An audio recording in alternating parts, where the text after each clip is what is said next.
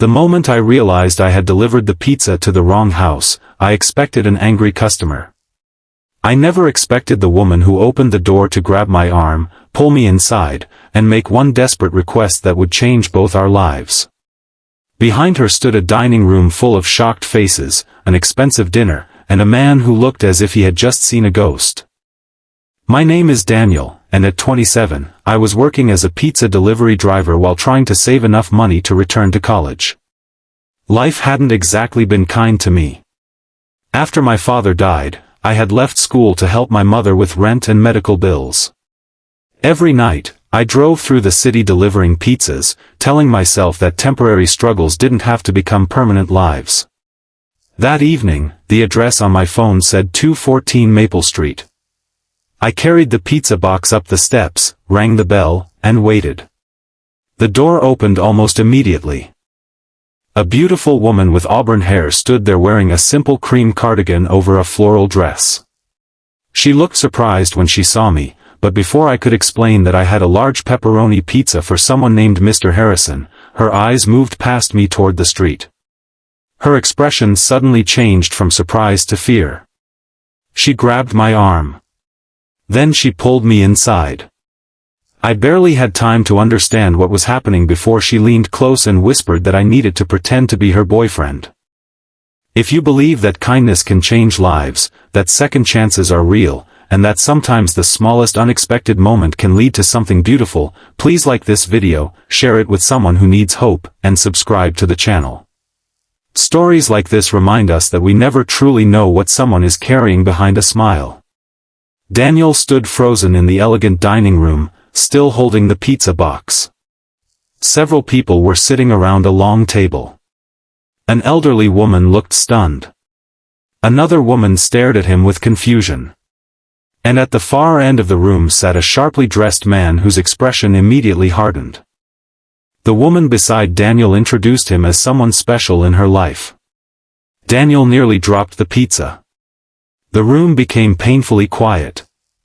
The man at the table asked whether this was some kind of joke.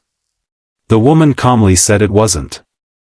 She explained that Daniel had been there for her when nobody else had, and she had finally realized she didn't need anyone's permission to choose the people she wanted in her life. Daniel knew it wasn't true. He had met her less than a minute ago. But something about the way she looked at him told him this wasn't really about romance. It was about escape. Later, when they were alone in the hallway, she apologized and finally explained everything. Her name was Emma. The dinner had been arranged by her family to announce her engagement to a man she didn't want to marry. Her family owned several businesses, and the engagement was supposed to protect a business partnership. Emma had spent months saying no. Nobody listened. She had tried explaining that she didn't love the man. Her family told her love wasn't important. They told her she had responsibilities. They reminded her that thousands of employees depended on their decisions. Tonight, however, she had reached her limit. She had planned to leave before the announcement. Then Daniel had rung the wrong doorbell. The situation sounded ridiculous, but Daniel could see that Emma wasn't laughing. Her hands were trembling. He agreed to help her for the evening, but only because he couldn't stand watching someone feel trapped. They returned to the dining room together. What happened next surprised everyone. Daniel didn't pretend to be wealthy. He didn't invent an impressive career. He simply introduced himself honestly. He said he delivered pizzas, that he was saving for school, and that he had no idea why Emma had chosen him. Then he said something that silenced the room. He explained that if Emma truly wanted to leave, she shouldn't need a rich boyfriend, a powerful father, or a perfect family to give her permission. She could simply say no. For the first time that night, Emma smiled. The dinner ended badly for her family but beautifully for her. She walked out of the house that evening carrying one small suitcase. Daniel drove her to a modest hotel because she had nowhere else to go. Before leaving, he told her that their strange arrangement was over and that she owed him nothing. He expected never to see her again. But the next morning, Emma appeared at the pizza shop. She didn't arrive in an expensive car. She came on foot. She told Daniel she had spent the night thinking about what he said. For years, she had been surrounded by people who treated her like an asset, a daughter, an heiress, or a future business partner. Daniel was the first person who had treated her like a person.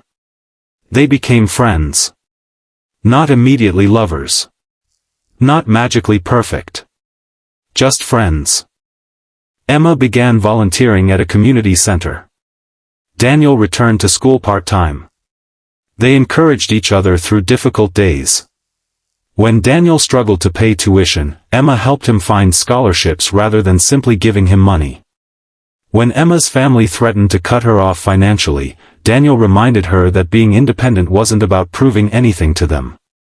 It was about building a life she could respect. Months passed. Eventually, Emma's family realized she wasn't going back to the life they had planned for her.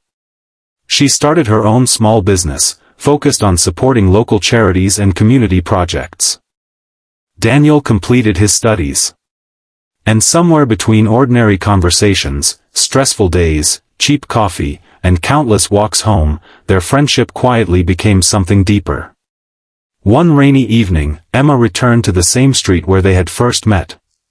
She stood outside the house where Daniel had delivered the wrong pizza. She smiled and told him that if he hadn't made that mistake, she might still be living someone else's life. Daniel laughed and reminded her that he hadn't exactly planned on becoming part of a family scandal while carrying pepperoni pizza. She said maybe the best things in life were never planned. Years later, they still told the story differently depending on who asked. Daniel always said he had delivered a pizza to the wrong address. Emma always corrected him. She said he had delivered it to exactly the right place. Because sometimes life doesn't knock on the door you expected. Sometimes it sends you somewhere completely unexpected, places you beside someone who needs courage, and gives you the chance to discover courage inside yourself. If this story touched your heart, please like the video, share it with someone who believes in kindness and second chances, and subscribe for more emotional stories that remind us that life can change in a single moment. And before you leave, I have one special request. Comment, "The wrong door can lead to the right life," if you believe that unexpected moments can become the beginning of something beautiful. Because Daniel thought he was only delivering a pizza. He didn't know he was delivering a second chance.